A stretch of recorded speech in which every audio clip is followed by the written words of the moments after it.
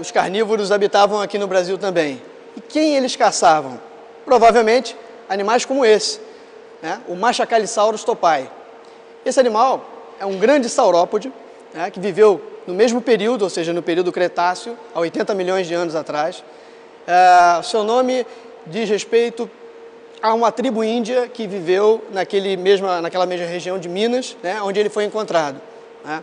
Também, embora tenha sido encontrado lá, é um animal que pertence a um grupo de dinossauros, como eu já disse, saurópodes, e eles vagavam por grandes regiões, migrando à procura de alimento, à procura de água, como, por exemplo, os grandes elefantes fazem hoje, né? Então, eram animais que provavelmente seguiam por todo o território brasileiro, né? Esse grupo é o grupo dos titanossauros, que também, como eu falei a respeito do nosso grande carnívoro Pycnonemosaurus, é um grupo que existiu somente no nosso continente, né? Os titanossauros evoluíram separadamente também, né? E evoluíram em grandes formas como esse. Esse animal tem aproximadamente 13 metros de comprimento, né? E um peso estimado aí de mais de 10 toneladas, né? Esse dinossauro era um dinossauro herbívoro. Reparem que ele tem uma dentição como se fossem palitos, que só serviam para desfolhar as plantas que ele se alimentava. E uma coisa muito interessante é que ele comia grandes quantidades de vegetação, mas não mastigava essa vegetação. Ele engolia todo esse alimento e usava apenas e tão somente o estômago para fermentar, para digerir toda essa alimentação. Como é que nós sabemos disso? Além do fato desses dentes terem sido encontrados junto com esse fóssil, também foi encontrado na região onde é o abdômen desse animal, a região do estômago, pedras. Essas pedras, chamadas de gastrólitos, serviam para ajudar a digerir esse animal. Elas moíam esse alimento, moíam essa vegetação, né?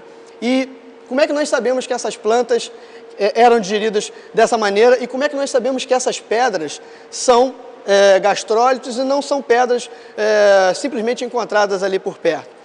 Porque esse tipo de pedra, esses gastrólitos, foram encontrados somente ali, naquela região. Todas as pedras que foram encontradas em volta dele eram de uma aparência completamente diferente, de uma composição química completamente diferente. Portanto, esse animal engoliu essas pedras e trouxe de uma distância muito grande, né? De uma migração, provavelmente, em busca de alimento, né?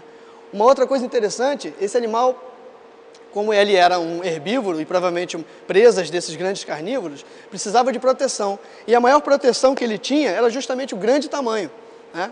Além desse tamanho descomunal, que embora esse aqui tenha 13 metros, existem exemplares desse grupo de titanossauros que podem atingir até mais de 30 metros, pesar quase 100 toneladas, né?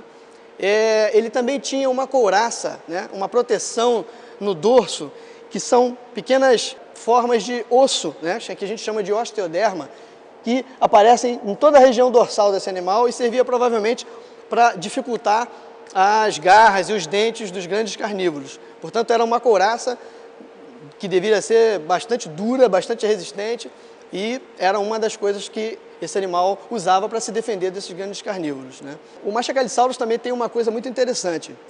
Reparem que em volta dessa plataforma onde ele está montado, nós temos aqui os ossos originais, ou pelo menos alguns ossos originais desse animal. Por que nós colocamos esses ossos daqui? Porque quando se faz uma montagem de um animal como esse, nós nunca usamos os ossos originais. Por quê? Os ossos originais são tecnicamente pedra. O processo de fossilização substitui toda a parte orgânica do osso por mineral, o mineral que estiver contido onde ele tiver sido depositado. Portanto, esse fóssil ele é pesado demais e muito cheio de partes frágeis. Portanto, o que a gente faz é um molde de silicone e tiramos uma cópia exatamente, milimetricamente igual ao original, e aí sim se monta esse esqueleto dessa forma. Nós fazemos cópias desses ossos, montamos essas cópias que são exatamente iguais, né? Que são bem mais leves, podem ser perfuradas, enfim. E aí colocamos aqui para o público em geral que possa ver. Mas esse mesmo público nos pergunta o que foi feito desses ossos originais, né? Então os ossos ficam guardados nas coleções dos museus para que possam ser estudados, para que possam ser trocados com outras instituições, né?